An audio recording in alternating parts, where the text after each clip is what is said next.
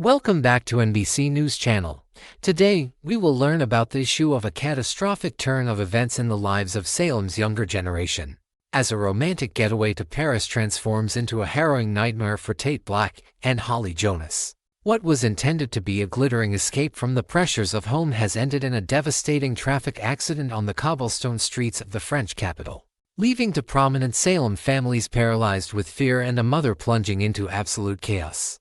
The allure of the City of Lights, Holly's desperate proposal. The narrative begins with a mixture of hope and desperation as Holly Jonas, portrayed by the effervescent Ashley Puzemis, approaches Tate Black with a proposition that feels more like a lifeline than a vacation plan. Feeling suffocated by the claustrophobic scrutiny of Salem and eager to reconnect with her mother, Nicole Walker, who is currently residing in Europe, Holly pitches the idea of a holiday excursion to Paris. For Holly, this isn't merely about sightseeing, it is a bid to save her relationship and her own sanity. She paints a vivid picture for Tate, walking hand in hand along the Seine, escaping the judgment of their peers, and spending Christmas under the glow of the Eiffel Tower. She envisions a reset button for their tumultuous romance, convinced that the geographic distance from their problems will magically dissolve them.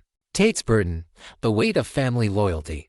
However, the decision to leave is agonizing for Tate Black, played by Leo Howard. While his heart longs to follow Holly and repair the fissures in their bond, his conscience is anchored heavily in Salem. His father, Brady Black Eric Martsolf, is currently navigating one of the darkest chapters of his life. Having recently fallen off the wagon, Brady is in a fragile state of recovery, physically weak and emotionally shattered. Tate knows that his presence is often the only thing tethering his father to sobriety. To leave Brady now feels like an abandonment of duty. Complicating matters further is the plight of his younger sister, Rachel Black Alice Halsey. Sequestered in Bayview for her own mental health struggles, Rachel has been counting down the days until Tate's holiday visits. She relies on him as her link to the outside world, her protector, and her only consistent source of comfort.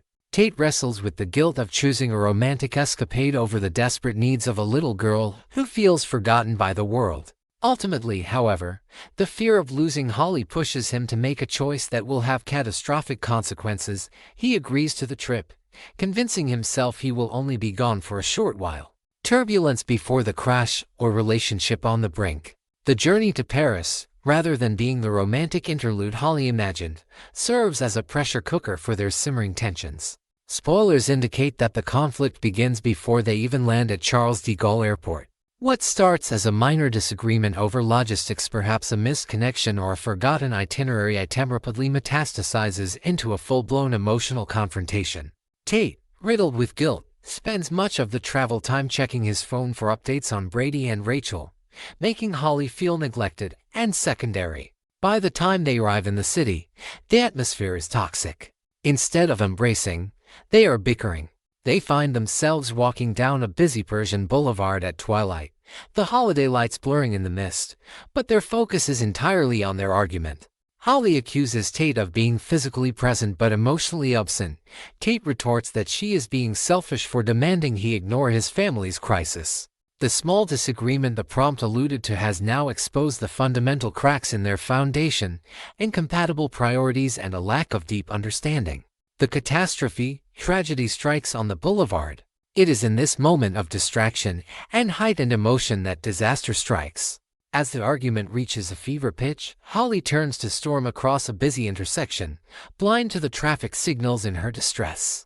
Tate, realizing the danger too late, lunges forward to pull her back. According to horrifying new reports, a speeding delivery truck, skidding on the slick, winter-frozen pavement, fails to brake in time. The impact is violent and immediate.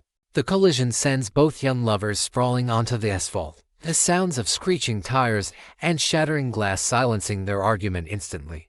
Witnesses describe a chaotic scene of flashing ambulance lights reflecting off the wet streets as paramedics work frantically to stabilize them. Both Tate and Holly are rushed to a Persian trauma center in critical condition, their dream vacation instantly converted into a fight for survival. With injuries ranging from severe head trauma to internal bleeding. Nicole's nightmare, a mother's world shattered. The ripple effects of the crash reach Nicole Walker immediately, but with a twist that has left fans reeling. Nicole has returned with a new face, a recast that brings a different, more frantic energy to the character. This new Nicole is thrust immediately into a storyline of high-octane grief. Upon receiving the call from the authorities, her world collapses. She is no longer just the schemer or the businesswoman, she is a terrified mother facing her worst nightmare in a foreign country. Nicole's chaos is palpable. She rushes to the hospital, navigating a medical system where she must bridge language barriers to understand if her daughter will live or die. The serious challenge mentioned now takes on a grim literal meaning. She must manage the medical decisions for an unconscious Holly while simultaneously trying to contact Brady Black in Salem to deliver the devastating news about his son. The guilt is overwhelming for Nicole as well. She wonders if her move to Paris was the catalyst that drew them into this death trap. Final analysis: a winter of despair. As the episode concludes, the doctors offer a bleak prognosis, leaving viewers in suspense. The accident has done what their arguments called and silenced them completely. Tate and Holly lie in adjacent ICU rooms, hooked up to life support, while a distraught Nicole paces the corridor, terrified that the new chapter of her life has begun with a tragedy that can never be rewritten. The winter holidays, once promising joy, have descended into a cold, terrifying vigil for the families of Salem. Part 2: Days of Our Lives. Will Brady continue with Bayview? A story of heartbreak, healing, and uncertainty. Salem's Bayview Hospital has long been a place where hope and heartbreak collide, and this week's episodes of Days of Our Lives bring those contrasting emotions into sharp focus.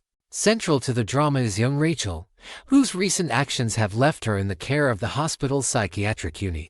Questions abound. Will Brady continue to dedicate himself to Bayview?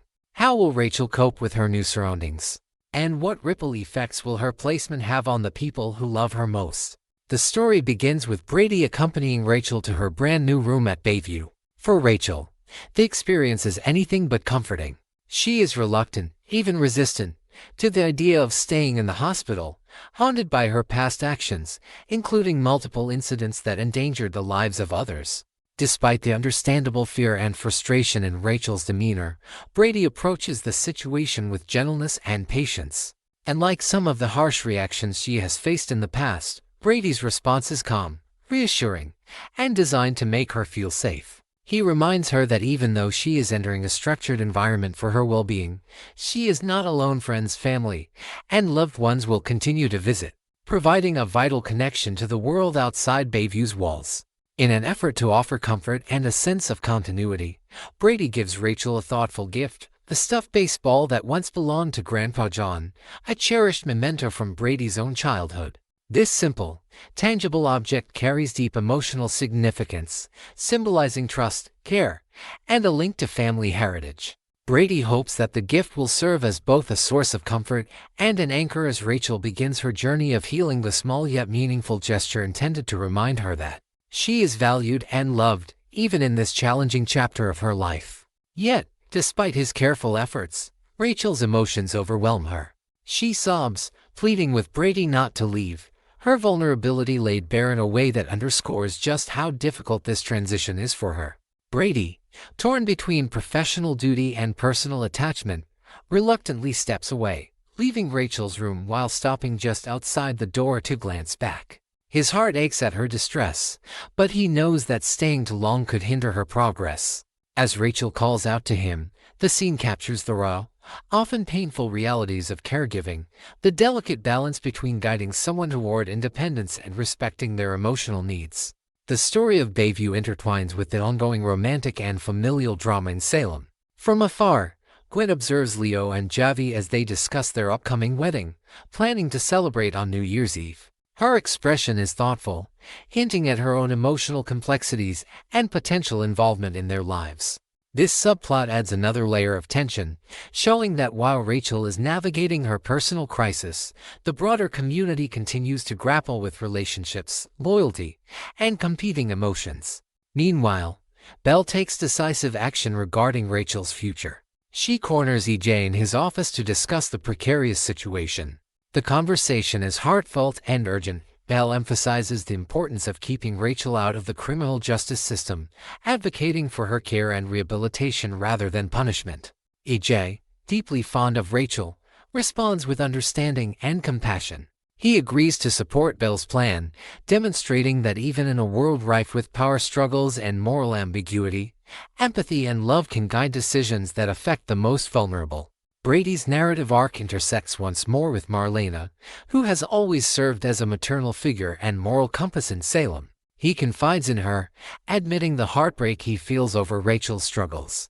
He places a subtle burden of responsibility on Marlena, pointing out that while he loves Rachel, she should focus on her own recovery and allow the professionals at Bayview to oversee Rachel's care. This exchange highlights the often overlooked emotional toll on caregivers and loved ones.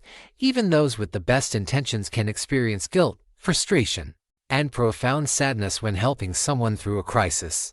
Back at Bayview, another layer of intrigue and tension is introduced. Sophia, known for her enigmatic and sometimes unsettling behavior, receives a routine visit from a nurse who asks if she needs anything. She remains silent, her expression blank, hinting at her typical inscrutability. Moments later, Sophia walks into Rachel's room, and with a smile that borders on eerie, greets her, "Hi, Rachel." The interaction leaves viewers unsettled, raising questions about Sophia's intentions and setting the stage for further complications in Rachel's recovery. It is a reminder that within the walls of Bayview, not all threats are external. Sometimes the most disorienting challenges come from those who are supposed to help or observe. The storyline encapsulates a delicate interplay of human emotions, fear, love, guilt, and hope, all coexisting within the same narrative. Rachel's placement at Bayview, Brady's conflicted dedication, Belle's advocacy, and Sophia's ambiguous presence create a tapestry that explores the nuanced realities of mental health care, familial responsibility, and personal growth. The show does not shy away from portraying the emotional complexity inherent in these situations. For older viewers, especially those who have witnessed the struggles of family members or friends navigating similar crises, the storyline resonates on multiple levels, emphasizing both the challenges and the possibilities for redemption.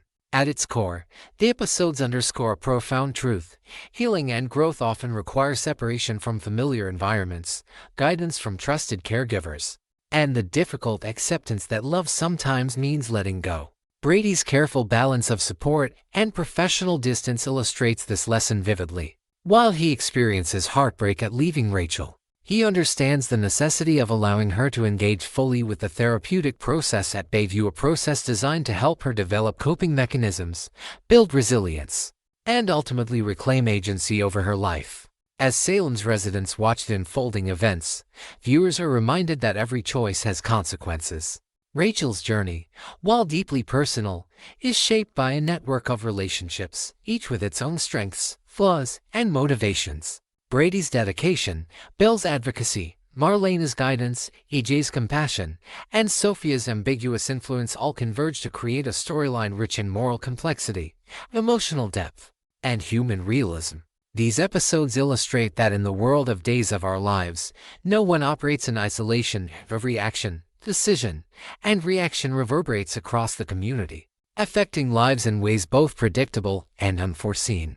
Ultimately, the narrative raises pressing questions for viewers to ponder. Will Rachel find stability and healing at Bayview? Can Brady continue to navigate his dual roles as caregiver and professional without losing himself emotionally? How will Belle, EJ, and Marlena collaborate to provide the support Rachel needs while respecting each other's limits? And what